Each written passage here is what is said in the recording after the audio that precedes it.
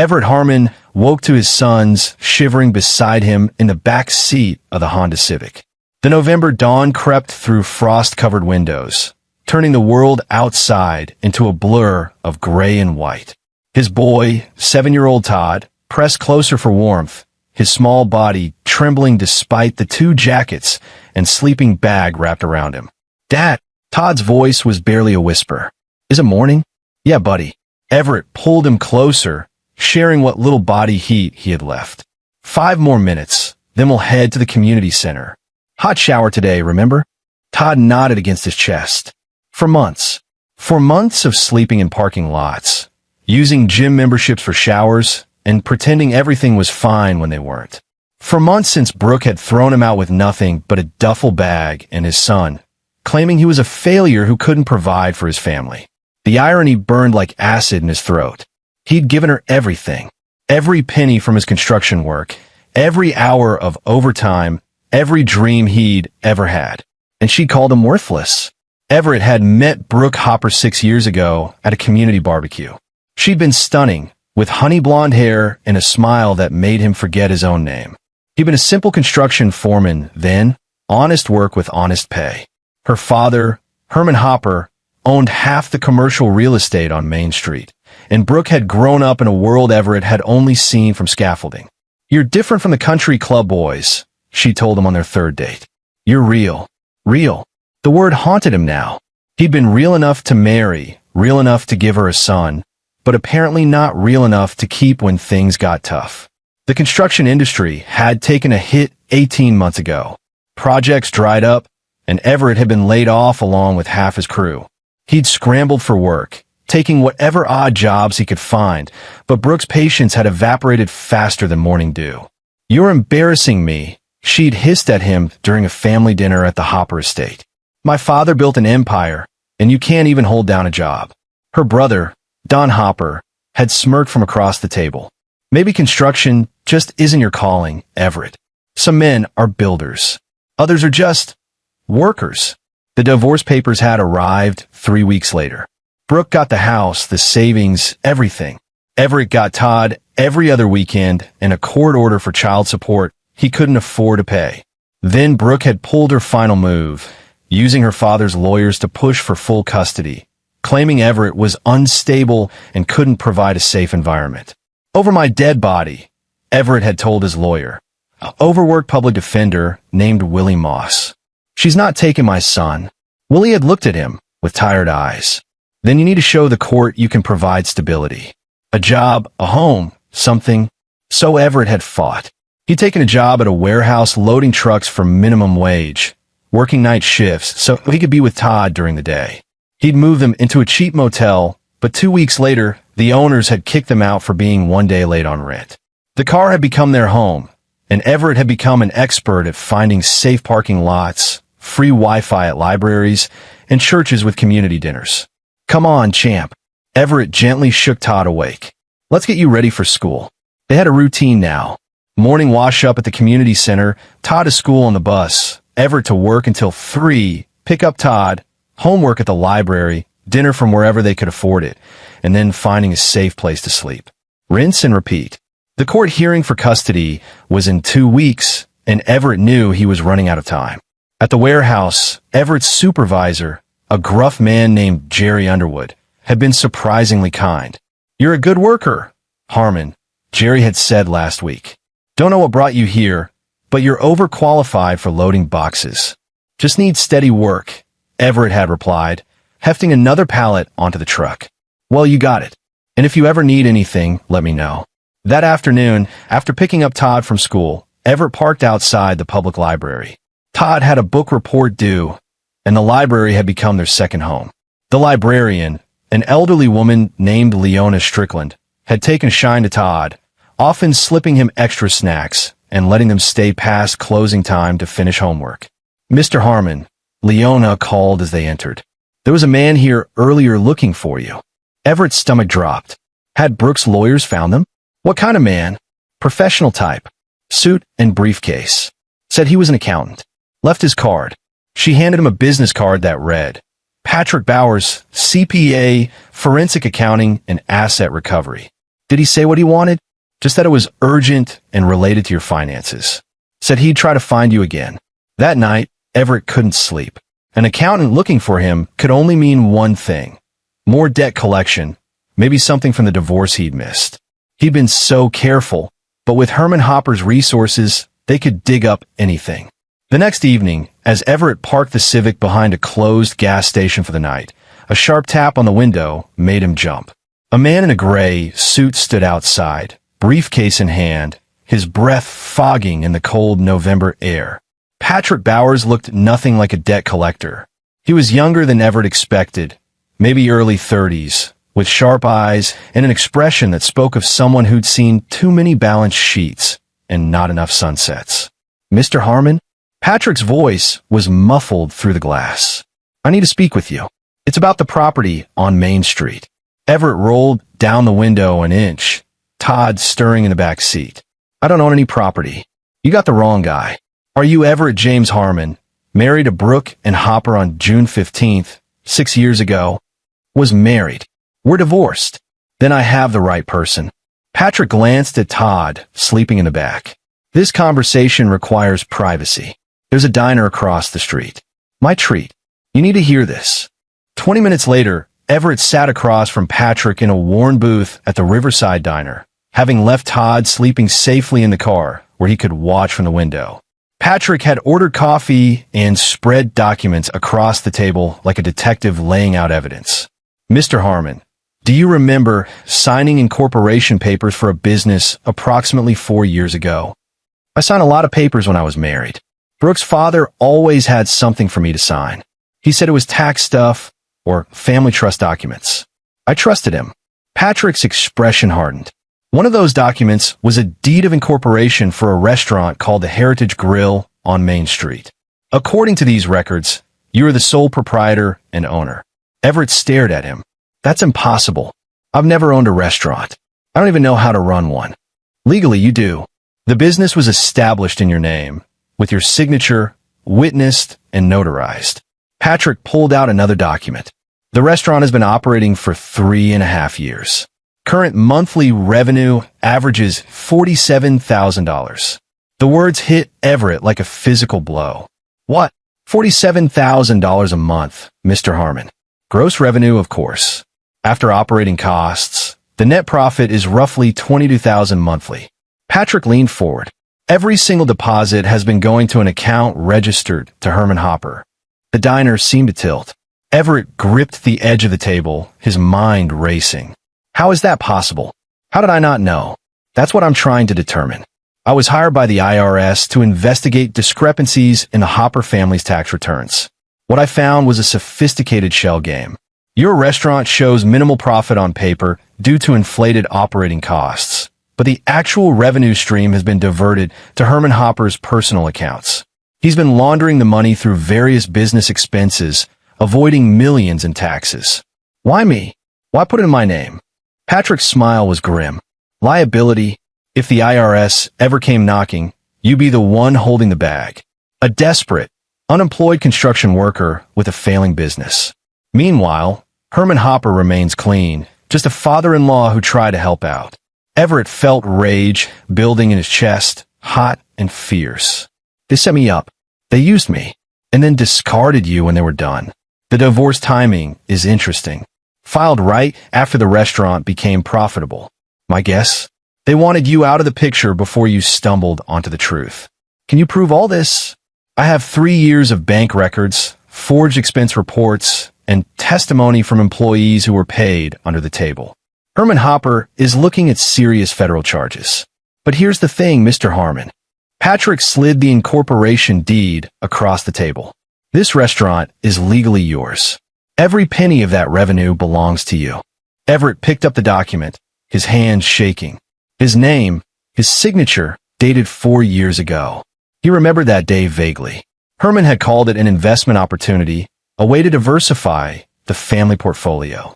Brooke had been excited, saying her father was finally accepting Everett into the inner circle. It had all been a lie. What happens now? Everett asked. The IRS is building a case against Herman Hopper. They'll want your cooperation. In exchange, You'll get your business back, full ownership transfer to your control. You'll also have ground for a civil suit against the entire Hopper family for theft, fraud, and conspiracy. How long until this goes public? The IRS moves slowly. Could be months before charges are filed. But your ownership is immediate. That restaurant is yours right now. You could walk in tomorrow and take control. Everett looked out the diner window at his Civic, at his son sleeping in the back seat. For months of hell. For months of his son shivering in the cold, of scraping together spare change for dollar menu dinners, of watching Todd try to be brave while his world fell apart. And all while the Hoppers had been stealing from him, living in luxury off his name, his signature, his legal liability. Mr. Bowers, Everett said slowly, how much cooperation does the IRS need?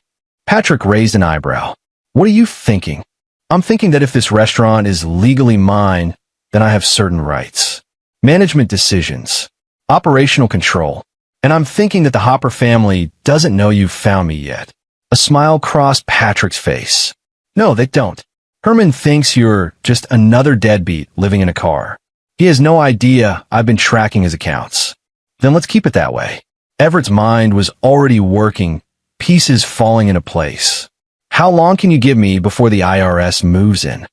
I could probably stall for 2, maybe 3 weeks.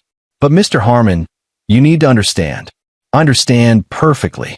Everett stood, gathering the documents. They tried to destroy me. They took everything and then threw me away like garbage. Now I'm going to show them what a real builder can do. What's your plan? Everett looked out at his sleeping son, at the car that had been their home, at the life the Hoppers had reduced him to. I'm going to take back what's mine, and I'm going to make sure they never forget it. The next morning, Everett stood across the street from the Heritage Grill, watching the morning rush of customers filing in. The restaurant occupied a prime corner location on Main Street, housed in a beautifully restored historic building with floor-to-ceiling windows and an elegant facade. He'd driven past it 100 times over the past 4 years and never once suspected it was his. Todd tugged at his hand. Dad, why are we looking at that restaurant? Because, buddy, that's ours. Ours? Yeah. I'll explain later. Right now, I need you to do something important for me. Can you be brave? Todd nodded seriously. At 7 years old, he'd already learned more about being brave than most adults ever would. Everett pulled out the business card Patrick had given him. I need to make some calls. Let's go to the library. At the library, while Todd worked on his homework with Leona, Everett used the computer lab to do research.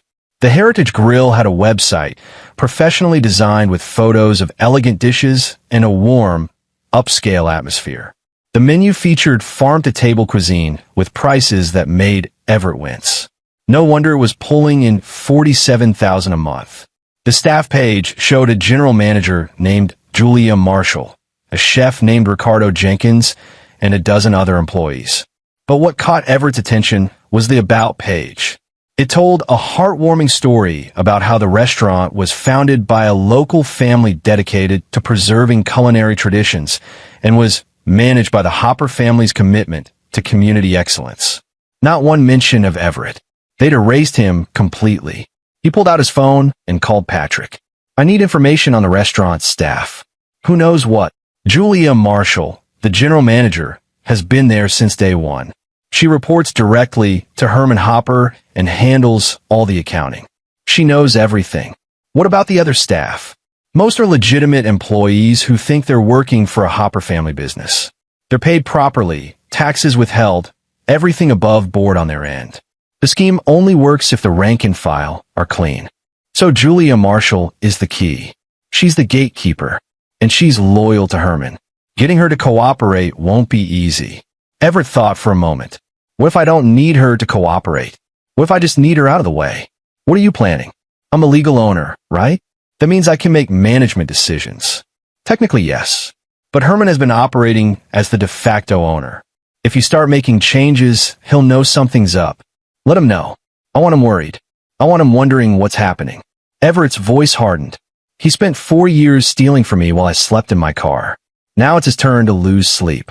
That afternoon, Everett walked into the Heritage Grill dressed in the one suit he still owned, slightly wrinkled from being stuffed in his duffel bag. He dropped Todd at school and taken a morning off work, calling in sick for the first time in 4 months. Jerry had been understanding.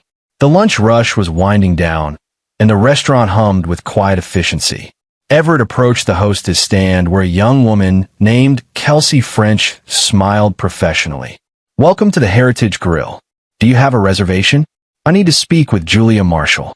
"Is this regarding employment?" "No, it's regarding ownership." Kelsey's smile faltered. "I'm sorry, I don't understand." Everett pulled out the incorporation deed. "I'm Everett Harmon, the legal owner of this establishment. Get Julia. Now." 5 minutes later, a tall woman in her 40s emerged from the back office. Julia Marshall had the bearing of someone used to control, her dark hair pulled back in a severe bun, her expression coldly professional. "I'm Julia Marshall. There seems to be some confusion." "No confusion. I'm Everett Harmon. This restaurant is registered in my name, and I'm here to assume operational control." He held out the deed. "Everything here belongs to me." Julia barely glanced at the document. "Mr. Harmon, I'm aware of the legal registration. However, this restaurant is operated under the management of Herman Hopper, who has full authority. Had full authority. That ends today. I'm giving you notice of immediate termination. You have 1 hour to collect your personal belongings and vacate the premises." The color drained from Julia's face. "You can't do that. Herman doesn't own this restaurant." "I do. And as of right now, you no longer work here." Everett turned to Kelsey, who was watching with wide eyes. "Call a staff meeting. Everyone currently on shift in the dining room, 5 minutes." Julia stepped forward, her voice dropping to a hiss. "Do you have any idea what you're doing? Herman Hopper will destroy you." He already tried. I'm still here." Everett met her gaze without flinching. 1 hour, Ms. Marshall. Then I'm calling the police and having you removed for trespassing." The staff meeting was awkward and tense. 15 employees gathered in the dining room, confusion written across their faces. Ricardo Jenkins, the head chef, crossed his arms skeptically. "What's going on? Where's Herman?" Everett stood before them, feeling the weight of their stares. These people had jobs, families, bills to pay. They deserve the truth. "My name is Everett Harmon, and I'm the legal owner of the Heritage Grill. This restaurant was incorporated in my name 4 years ago, but I was kept in the dark about its operation. The Hopper family has been using my business for their own purposes, and that ends today." A server named Sherry Sloan raised her hand tentatively. "Are we being fired?" "No. If you want to keep working here, your jobs are safe. I'm not interested in punishing you for what the Hoppers did. But things are going to change, and I need to know who's willing to stay and help me make this right." Ricardo stepped forward. "Look, man, I don't know what's going on between you and Herman, but we've got a dinner service in 3 hours. You want to play owner? Fine, but don't screw with my kitchen." "I won't. You keep doing what you do best. I'll handle the rest." "What about Julia?" Sherry asked. "She manages everything. Julia is no longer employed here. I'll be taking over management until I can hire a proper replacement." The staff exchanged uncertain glances. Finally, an older waiter named Stephen Mathis spoke up. "Mr. Harmon, most of us have been here since the beginning. We know Herman runs this place. If you're really the owner, prove it." Everett appreciated the directness. "Fair enough." He pulled out his phone and called Patrick. "Can you send the incorporation documents to the restaurant's email? The staff needs verification." 5 minutes later, Kelsey confirmed the email arrival. Stephen reviewed the documents on the computer behind the hostess stand, his expression gradually shifting from skepticism to shock. "These are legal," Stephen said quietly. "He's really the owner."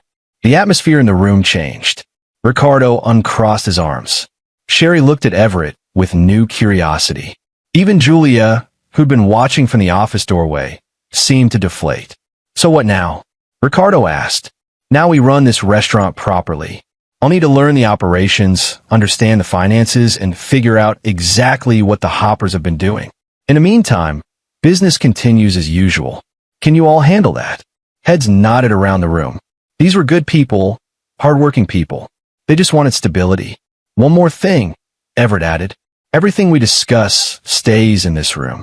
The Hoppers don't know I'm here yet, and I'd like to keep it that way for a little while." Can I trust you all to keep this quiet? More nods, though Everett knew it was only a matter of time before word leaked. That was fine. He wanted Herman to know. He wanted him to feel the ground shifting beneath his feet. After the meeting, Julia approached him privately. Her earlier hostility had been replaced by calculation. Mr. Harmon, perhaps we got off on the wrong foot. I've managed this restaurant for nearly 4 years. I know every detail of the operation. You need me. I need honest people. Are you honest, Ms. Marshall? She hesitated just long enough to give herself away. I follow orders. Herman Hopper's orders. And where did those orders tell you to send the revenue? That's confidential financial information. Not when it's my business. Last chance, Ms. Marshall. You can cooperate with me now, or you can explain to the IRS later why you helped funnel money illegally. Julia's face went pale. How much do you know? Everything. Bank accounts, forged expenses, tax evasion. You're in this deep, Ms. Marshall. But if you help me, I might be willing to testify that you were coerced. She sat down heavily in a chair. Herman said you'd never find out. He said you were just a construction worker, too stupid to ask questions. The word stung, but Everett kept his expression neutral. He underestimated me. People do that a lot. Now, are you going to help me, or do I let the federal prosecutors have you? Julia looked up at him, defeat in her eyes. What do you want to know? Everything. Over the next 3 days, Everett learned more about the restaurant industry than he'd ever imagined. Julia, now cooperative out of self-preservation, walked him through every aspect of the operation. The accounts payable, the supplier contracts, the staffing schedules, the inventory management. But more importantly, she showed him the second set of books. Herman Hopper's scheme was elegant in its simplicity.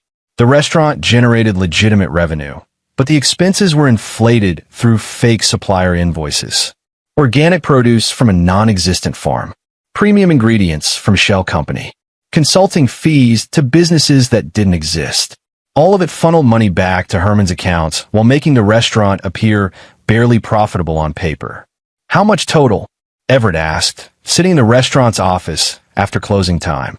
Julia pulled up a spreadsheet she'd been maintaining. Over 3.5 years, just over $1.3 million. The number hit Everett like a punch. While he'd been sleeping in his car, unable to buy his son a warm meal, the Hoppers had stolen over $1 million from him. Does Brooke know? She knows. She's the one who suggested putting it in your name. Said you'd never figure it out, that you were too trusting. Julia's voice was flat, empty of emotion. Don Hopper handles the fake invoices. Brooke manages the shell companies. It's a family operation. Everett leaned back in a chair, processing. His ex-wife, the woman who'd called him worthless, had orchestrated his destruction. The woman he'd loved, who'd given him his son, had looked at him and seen only a useful idiot. Why are you telling me this? Everett asked Julia. Because Herman promised me a partnership stake. 5 years of loyal service, and I'd get 10% ownership. It's been nearly 4 years, and suddenly he's talking about selling the restaurant and moving to Florida. I'm getting nothing. She met his gaze. Herman Hopper uses people. I'm done being used. What do you want? Immunity from prosecution. A good reference. And maybe, if you keep the restaurant, a chance to stay on with actual legal operations. Everett considered. Julia was complicit, but she was also a valuable asset. I'll talk to Patrick about the immunity. The reference depends on how helpful you are. And if I keep the restaurant, we'll see. That night, Everett sat in his car with Todd, parked behind the restaurant in the lot he now legally owned. Todd was asleep, but Everett couldn't stop his mind from racing. He had the proof, the documents, the testimony. He could go to the authorities right now and watch the Hopper family burn. But that felt too simple, too clean. They'd systematically destroyed his life, separated him from his son, left them homeless and starving. A criminal investigation would hurt them, sure, but it wouldn't make them feel what he'd felt. Everett wanted more. He wanted them to experience the humiliation, the betrayal, the gut-wrenching moment when everything they thought was secure crumbled beneath them. He pulled out his phone and called Patrick. How long until the IRS moves? I've been stalling, but they're getting impatient. Maybe another week before they demand we move forward. 1 week. That's enough. Everett's mind was already forming a plan. I need you to do something for me. Can you contact Herman Hopper's lawyer? Why would I do that? Because I want to schedule a meeting. Business negotiation. Tell them I'm willing to sell the restaurant to Herman for a reasonable price. There was a pause. Everett, what are you planning? I'm giving them exactly what they want. A chance to clean up their mess, buy the restaurant legitimately, and make me disappear. They'll jump at it. And then I'll show them what it feels like to have everything taken away. The meeting was set for Tuesday evening at the restaurant. After closing, Herman Hopper's lawyer, a sleek man named Alan Coyle, had sounded relieved on the phone. Mr. Hopper is very interested in acquiring the property, Alan had said. I'm sure we can reach an amicable agreement. Everett spent the intervening days preparing. He had Patrick secure additional documentation. He had Julia prepare a comprehensive financial report showing the true revenue. He reached out to Jerry at the warehouse and explained the situation, earning a hearty slap on the back and an offer of any help needed. But the most important preparation was emotional. Everett had spent 4 months being beaten down, humiliated, made to feel worthless. Now he needed to remember who he was. Not a victim, not a failure, a fighter. On Tuesday morning, Everett picked up a suit from the dry cleaners, paid for with his first advance from the restaurant's legal accounts. He got a haircut. He stood straighter. When he looked in the mirror, he saw someone different from the desperate man who'd been sleeping in a car. He saw someone who was about to take his life back. That afternoon, he made one final call. To someone special. Someone who would make the evening's revelation even more perfect. At 7 p.m., Everett stood in the Heritage Grill's main dining room. The lights dim, the space elegant and quiet. Patrick stood beside him, briefcase full of documents. Julia waited in the back office, ready to testify if needed. The door opened, and the Hopper family entered like they owned the place. Because until recently, for all practical purposes, they had. Herman Hopper led the way, a large man in his 60s with silver hair and the confident swagger of someone who'd never been told no. Behind him came Don Hopper, younger but with the same entitled air. And then Brooke, still beautiful, still cold, her eyes widening in shock when she saw Everett standing there in a suit, looking nothing like the broken man she'd divorced.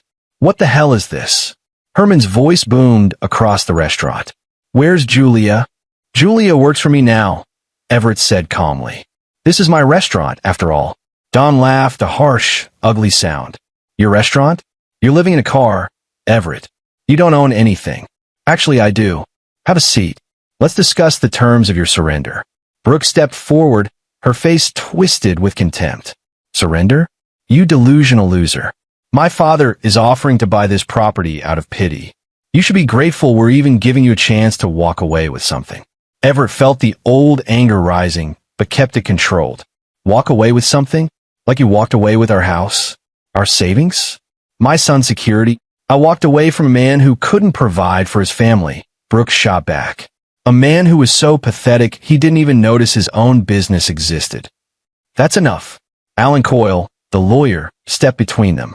Mr. Harmon, we're here in good faith to negotiate. Herman is prepared to offer you $200,000 for the full transfer of the restaurant and all associated assets. $200,000 for a business generating over $500,000 annually. It would have been insulting if it wasn't so predictable. Let me make sure I understand, Everett said slowly. You want to pay me $200,000 for a restaurant that's generated over $1.3 million in profit over the past 3.5 years. Herman's expression flickered. Just for a moment, uncertainty crossed his face. You've been stealing from me, Everett continued.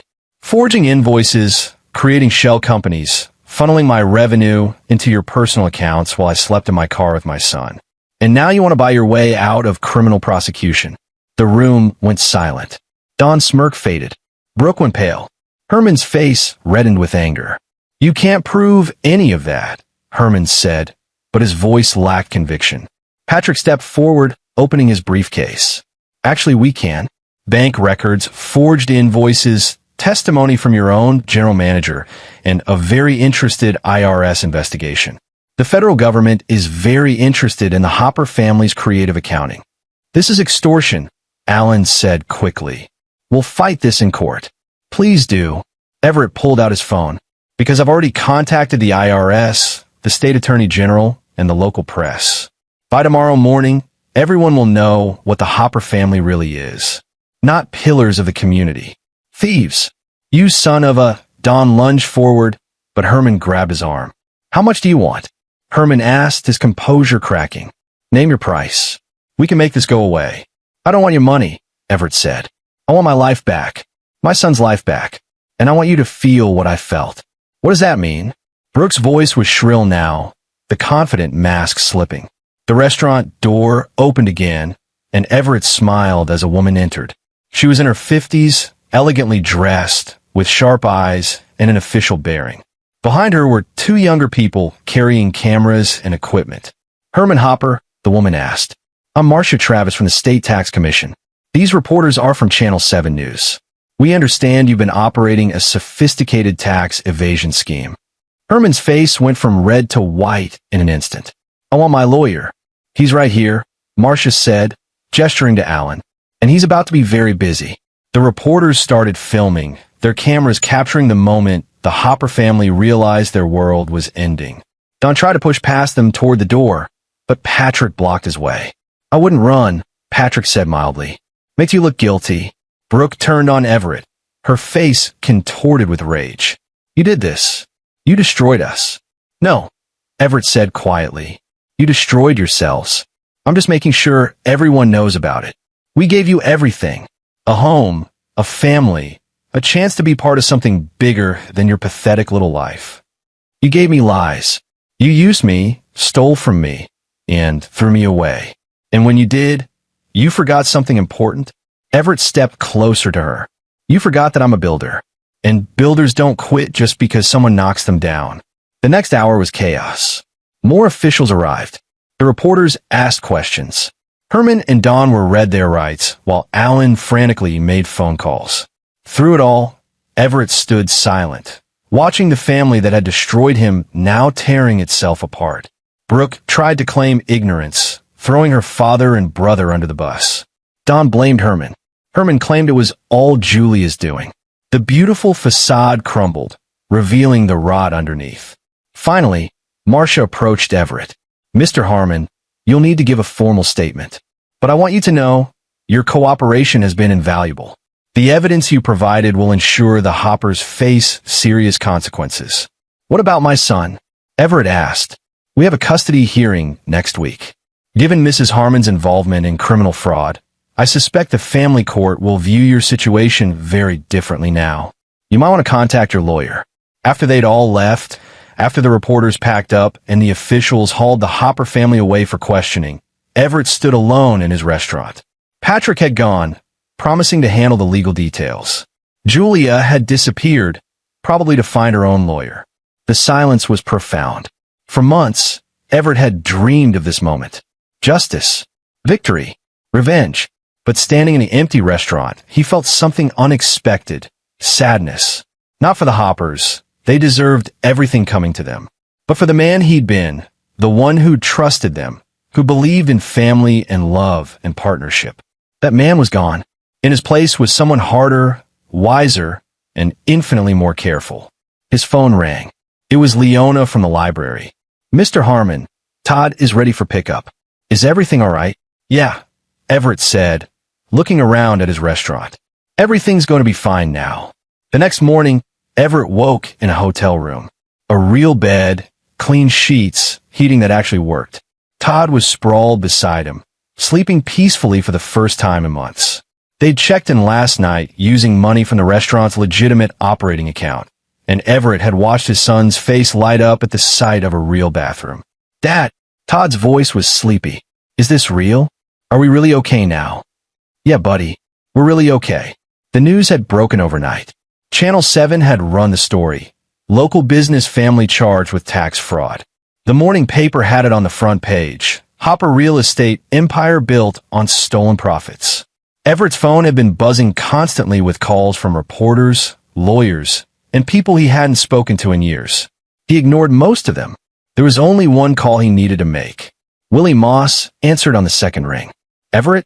Man, I saw the news. This is incredible. Willie, I need you to file an emergency motion for the custody hearing. Given Brooks' criminal charges, I want full custody of Todd effective immediately. Already on it. Judge Harrison called me this morning. The hearing's been moved up to tomorrow, and he indicated he's very sympathetic to your situation. Everett, I think you're going to get everything you want. Everything you wanted. Full custody. His restaurant. His life back. It should have felt better than it did. That afternoon, Everett took Todd to the restaurant. In daylight, with his son by his side, it felt different. Real. The staff was already there, preparing for lunch service. Ricardo greeted them at the door. "Boss," Ricardo said with a respectful nod. "Heard the news. Hell of a thing." "Yeah. Listen, Ricardo, I need to know if you're staying. Things are going to be different now." Ricardo smiled. "Different how? You gonna meddle with my kitchen?" "Not if you keep making food this good. Then I'm staying. This is the best gig I've had in 20 years. I don't care whose name is on the deed, as long as the kitchen runs right." Over the next few hours, Everett met with each staff member individually. Most wanted to stay. A few, concerned about the publicity and uncertain about the future, decided to move on. Everett gave them good references and severance pay from his own pocket. No hard feelings. Julia was the most surprising. She arrived at noon, looking tired but determined. "I spoke with my lawyer," she said without preamble. "He says if I testify against the Hoppers, I'll likely get probation and community service. No jail time. That's good. He also says I should look for other employment. Fresh start, clean slate." Everett studied her. Julia had been complicit, but she'd also been used. Just like him, in a different way. "What do you want, Julia?" "Honestly, I want to keep working here. I'm good at my job, and I've learned my lesson about following orders without asking questions." She met his gaze. "I know I don't deserve it, but I'm asking anyway. Why should I trust you? Because I have nothing left to lose by being honest. And because I see what you're trying to do here. You could have just destroyed the Hoppers and walked away. But you're rebuilding. That takes guts." Everett considered. Trust was dangerous, but so was judgment without redemption. Probationary period. 3 months. You help me restructure this place legitimately, train your replacement, and prove you're serious about making this right. After that, we'll see. Relief flooded Julia's face. "Thank you. Don't thank me yet. I'm going to work you harder than Herman ever did." That evening, Everett sat with Todd in the restaurant's back office. Paperwork spread across the desk. His son was drawing pictures while Everett reviewed employee files and supplier contracts. It felt surreal, almost dreamlike. A week ago, he'd been loading trucks at a warehouse. Now he was running a successful restaurant. "Dad," Todd looked up from his drawing. "Can we stay here? I mean, not sleep here, but, not in the car anymore." "Yeah, buddy. We're getting an apartment next week. A real place with your own room." Todd grinned, then went back to his drawing. Everett watched him, feeling a fierce protectiveness. This was what mattered. Not revenge. Not the Hopper's downfall. This moment, his son smiling, safe, secure. His phone buzzed. A text from Patrick. "Court hearing tomorrow 9 a.m. Hopper's trying to negotiate. Herman offering full custody if you drop civil suit. We're considering?" Everett stared at the message. Drop the civil suit, and the Hoppers would face only criminal charges. They'd lose their freedom, their reputation, but they'd keep whatever assets hadn't been seized. It was a tempting offer, but Everett had learned something over the past 4 months. Sometimes justice wasn't about what you could get. It was about what was right. He texted back, "No deal. We're seeing this through." The custody hearing the next morning was brief and decisive. Brooke didn't even show up, her lawyer claiming she was too distraught. Herman and Don were out on bail, but conspicuously absent. Only Alan Coyle appeared, looking defeated. Judge Harrison reviewed the evidence with barely concealed disgust. "Mr. Harmon, given the circumstances and Mrs. Harmon's criminal charges, I'm granting you full legal and physical custody of Todd Harmon, effective immediately. Mrs. Harmon will have supervised visitation, rights contingent on her legal situation." It was over in 15 minutes. 7 years of marriage, 4 months of hell, and it ended with a gavel strike and a piece of paper. Todd hugged him in the courthouse hallway. "We did it, Dad. We really did it." "Yeah, we did." Everett held his son close, feeling something break open in his chest. Relief. Joy. Freedom. Willie clapped him on the shoulder. Congratulations, Everett. You got your boy back. What happens now? With the Hoppers. Criminal trial will take months. The civil suit moves faster. You're looking at potentially millions in damages, given the theft and emotional distress. They're finished, Everett. Completely and totally finished. Driving back to the hotel with Todd, Everett passed the Hopper estate. It was a massive colonial mansion on 5 acres, the kind of place he'd once been intimidated by. Now, looking at it, he felt nothing. Just a house. Just walls and windows and a facade of importance. Real wealth wasn't in mansions or bank accounts. It was sitting beside him, humming along to the radio, finally feeling safe. 3 weeks later, the Heritage Grill reopened under new management. Everett had spent the intervening time working 18-hour days, learning the business from the ground up. He'd renegotiated supplier contracts, legitimate ones with real farms and distributors. He'd hired a new assistant manager to help Julia, a sharp woman named Amy Chambers who'd worked in hospitality for 20 years. He'd revamped the menu with Ricardo, focusing on quality over pretension. And he'd moved into a 2-bedroom apartment near Todd's school, a modest place, but clean and warm in theirs. The reopening was invitation only, a soft launch before the public grand opening next week. Everett had invited the staff, their families, and a few select others. Jerry from the warehouse came with his wife. Leona from the library arrived with flowers. Willie Moss brought a bottle of wine. But the guest who mattered most was Stephen Mathis's daughter, Renee Klein. She was a family court social worker who'd been assigned to Todd's case during the custody battle. She'd seen them at their lowest, had evaluated Everett as a parent while he was living in his car, and had written a report that basically said, "This man is doing everything humanly possible for his son under impossible circumstances." "Mr. Harmon," Renee said warmly, shaking his hand, "I'm so proud of you. What you've accomplished is remarkable. I had help." Everett gestured around the restaurant. "None of this happens without people believing in me. People can only believe in you if you give them something to believe in. You did that. The evening was perfect. The food was excellent, the atmosphere warm, and for the first time in forever, Everett felt like himself. Not a victim, not a revenge seeker, just a man rebuilding his life with the people who mattered." Ricardo made a toast. "To the boss who actually knows how to let a chef work. And to the craziest comeback story I've ever seen." Everyone laughed and raised their glasses. Todd, sitting beside Everett with a Shirley Temple, grinned up at him. "You did it, Dad. We did it, buddy. All of us." The public opening the following week was a massive success. The story of the restaurant's redemption had spread through the community, and people were curious. The dining room was packed every night, reservations booked solid for weeks. Food critics came and praised Ricardo's menu. Business magazines requested interviews about Everett's remarkable turnaround. He declined most of them. He wasn't interested in being a story. He just wanted to run his restaurant and raise his son. But there was one interview he couldn't avoid. Channel 7 News wanted a follow-up piece, and Marcia Travis from the State Tax Commission requested he participate. It would help their case against the Hoppers, show the human cost of white-collar crime. So Everett found himself sitting in the restaurant after hours, camera lights in his face. A young reporter named Megan Mills asking questions. "Mr. Harmon, when you found out about the Hopper scheme, what was your first thought?" "Honestly, anger. Pure, white-hot rage. They took everything from me and made me feel worthless. And now," Everett considered, "now I feel grateful.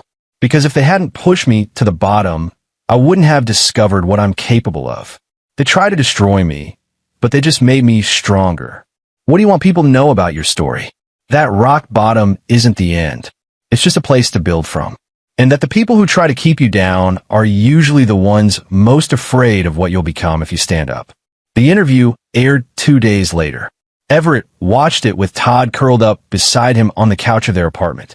When it ended, Todd looked up at him. "Did you really feel worthless, Dad?" Everett pulled him close. "For a while, yeah. But you know what taught me better? You. Every morning, watching you be brave, even when you were scared. You show me what strength really looks like. I wasn't that brave. You were the bravest. And I promise, buddy, Nothing like that will ever happen to us again. The following month, the Hopper family's criminal trial began.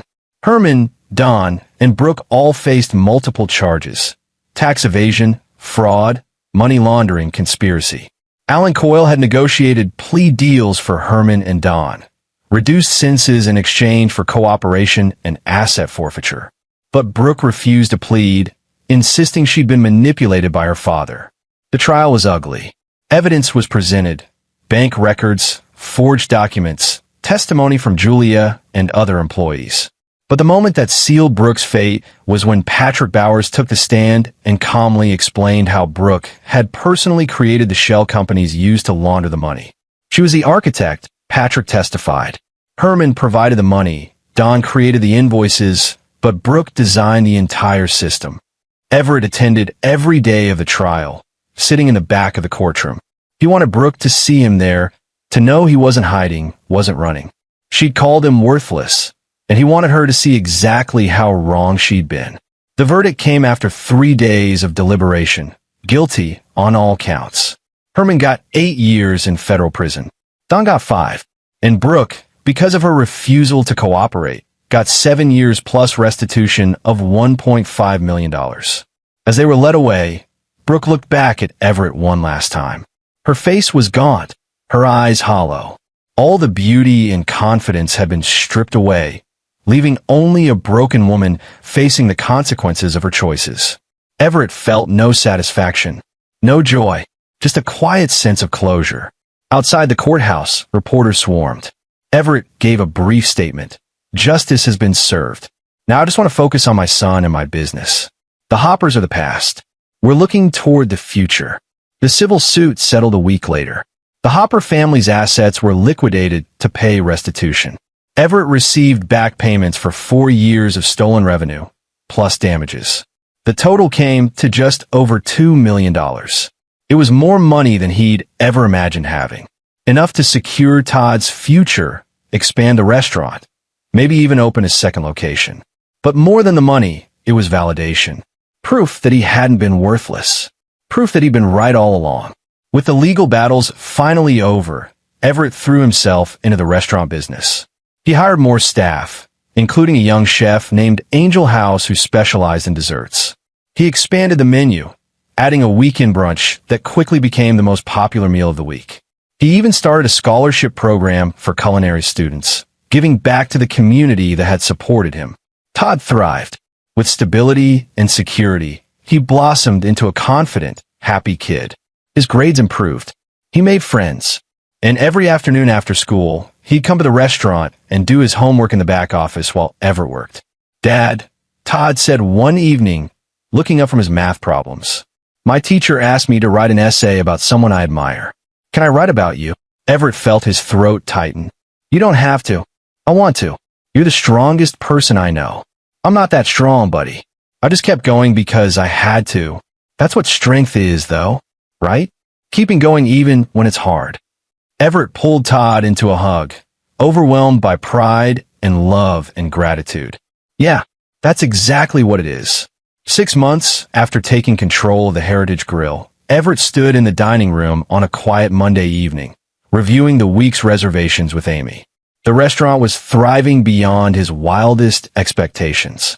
Revenue was up, staff retention was at 100%, and they'd just received a glowing review in a major food magazine. "We're going to need to hire another server," Amy said, scanning the schedule. "We're consistently turning away walk-ins on weekends." "Do it. And let's talk about expanding the kitchen. Ricardo's been complaining about space constraints." Amy smiled. "You've come a long way from the guy who didn't know what a mise en place was." "I had good teachers." Everett looked around the restaurant, still amazed that it was his. "Sometimes I have to pinch myself to believe this is real. It's real because you made it real. You could have taken the money and run, let the restaurant close. But you stayed and fought for it." That night, after closing, Everett sat in the empty dining room with a glass of wine Ricardo had recommended. He thought about the past year, the lows, the highs, the moments of despair and triumph. It felt like a lifetime ago that he'd been sleeping in his car, wondering if things would ever get better. His phone rang. It was Renee Klein, the social worker. "Everett?" I hope I'm not calling too late. Not at all. What's up? I wanted to let you know, I'm closing Todd's case file. He's doing wonderfully. You're providing an excellent home, and there's no reason for continued state oversight. That's great news. It is. But I also wanted to tell you something personally. In 20 years of social work, I've seen a lot of families in crisis. Most of them don't make it out intact. But you did.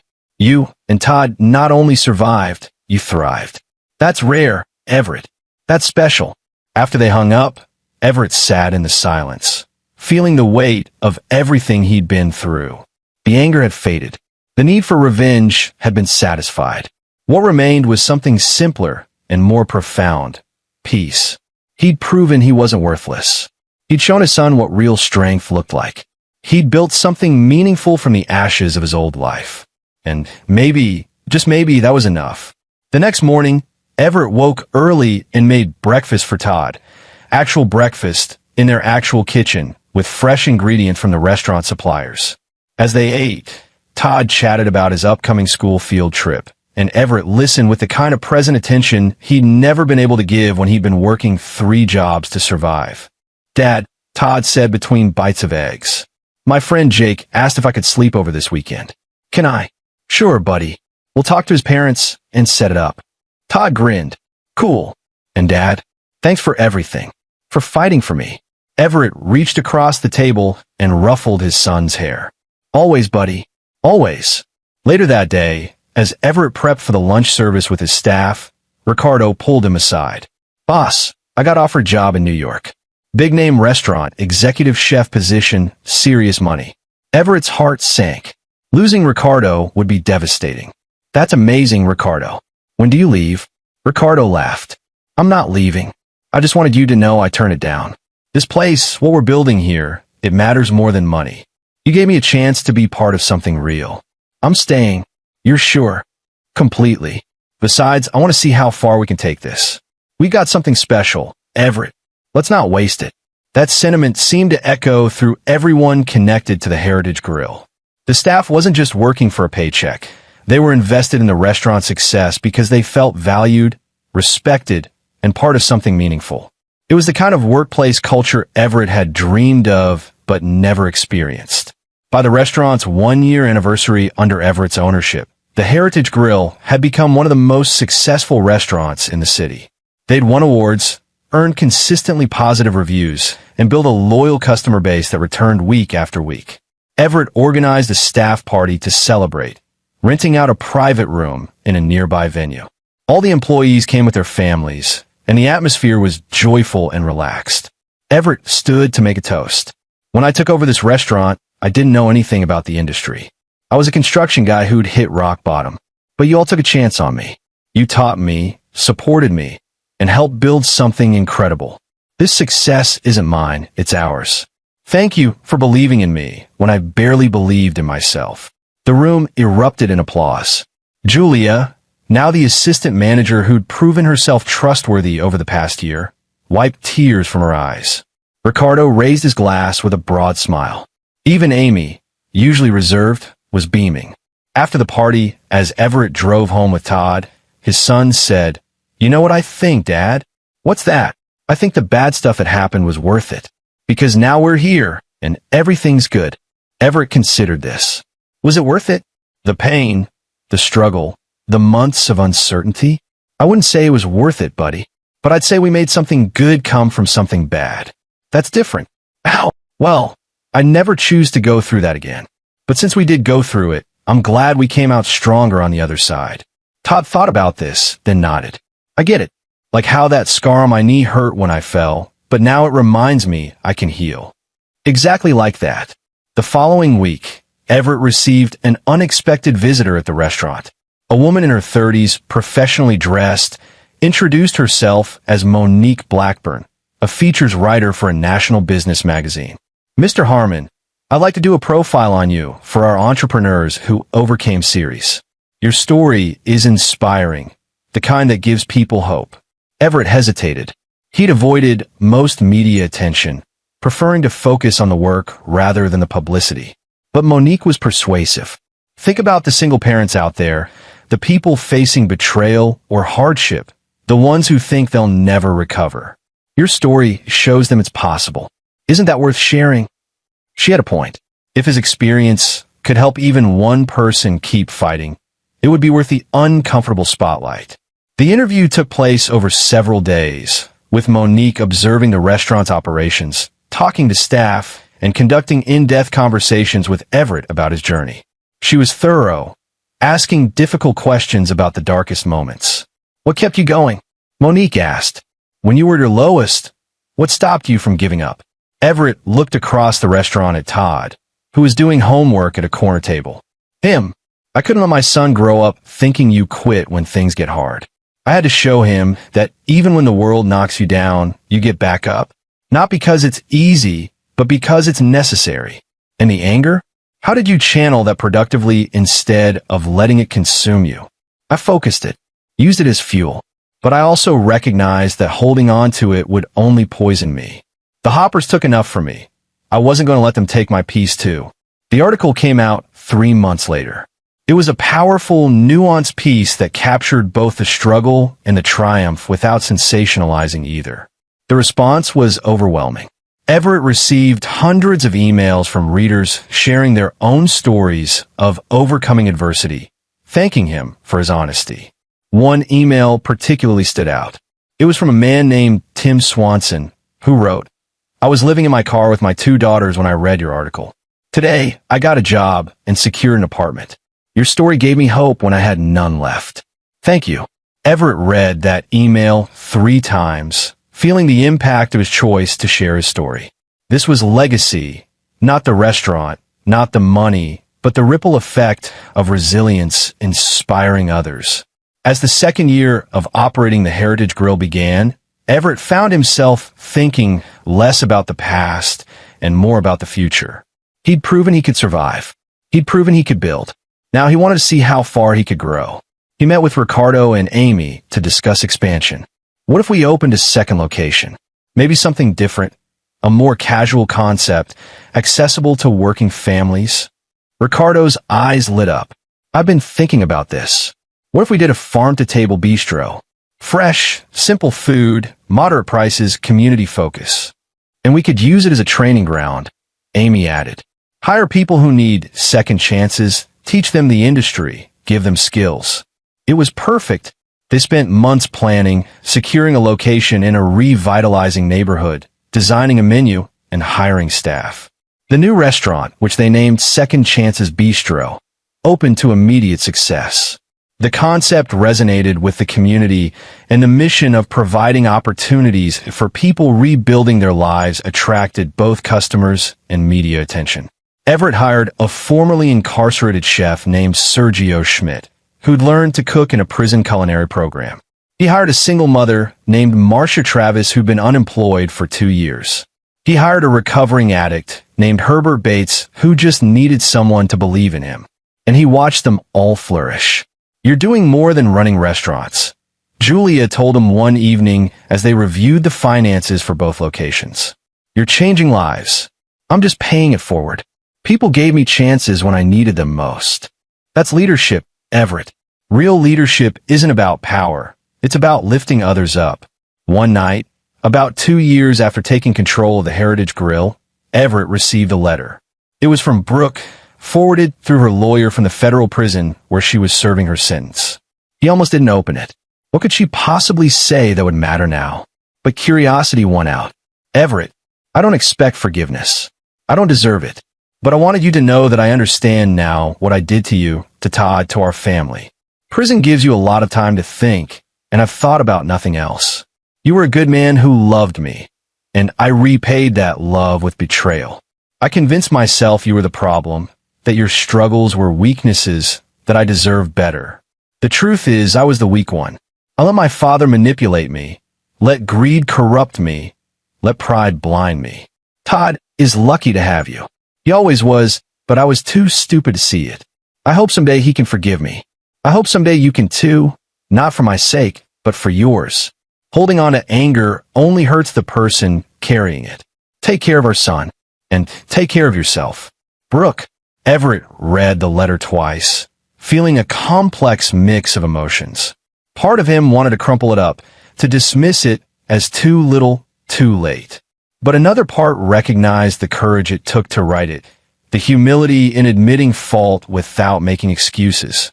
He filed the letter away. Maybe someday he'd share with Todd, when his son was old enough to understand the complexity of forgiveness. For now, it was enough to know that Brooke was facing her actions and finding whatever peace she could. That evening, Everett sat with Todd on their apartment balcony, watching the sunset paint the sky in shades of orange and purple. Todd was 10 now, confident and thriving, with friends and hobbies and dreams of becoming a chef like Ricardo. "Dad," Todd said quietly, "do you ever think about Mom?" "Sometimes." "What?" "I got a letter from her. She wants to write to me, if I'm okay with it." Everett chose his words carefully. "What do you want to do?" "I don't know. She hurt us really bad." "She did. But she's also your mother, and people can change.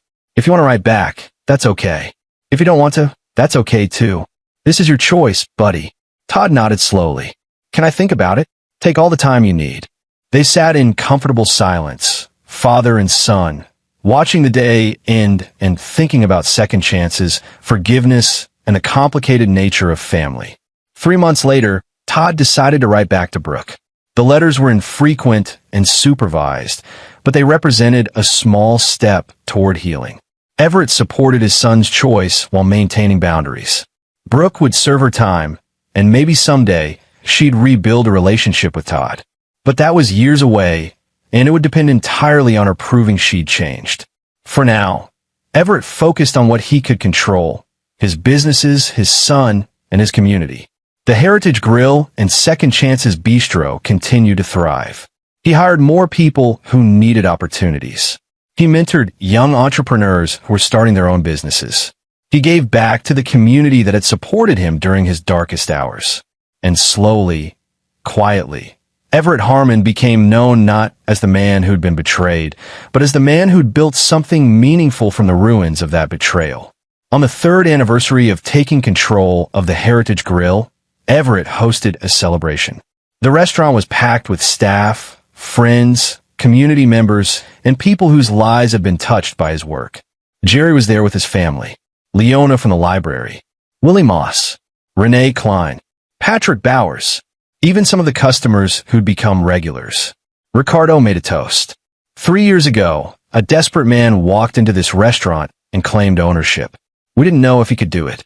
Hell, he didn't know if he could do it. But he proved all of us wrong.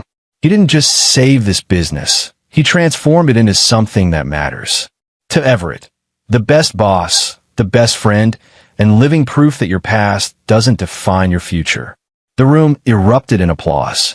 Everett stood, overwhelmed by the support, by the community he'd built, by the realization that he'd truly made it through to the other side. "Thank you," he said simply. "Thank you for believing in me. Thank you for taking this journey with me. And thank you for showing me that rock bottom isn't where you end, it's where you begin." Later, as the party wound down, Todd found Everett in the kitchen, where he'd retreated for a moment of quiet reflection. "Dad, you okay?" "Yeah, buddy. Just taking it all in." Todd hugged him tightly. "I'm proud of you, Dad. For everything." Everett held his son close, feeling the weight of those words, the validation he'd been seeking without realizing it. He'd proven he wasn't worthless. He'd built a life worth living. He'd shown his son what real strength looked like. And most importantly, he learned that the measure of a man isn't how hard he falls, but how purposefully he rises. As father and son stood together in the restaurant that had been both his lowest point and his greatest triumph, Everett felt something he hadn't felt in years: complete, unshakable peace. The Hoppers had tried to destroy him. Instead, they'd forged him into something stronger. And that was the best revenge of all. And there you have it. Another story comes to an end. What did you think? I'd love to hear your thoughts in the comments below. If you enjoy this story, consider joining our community by subscribing. It means the world to us. For more stories like this one, check out the recommended videos on screen. And I'll see you there.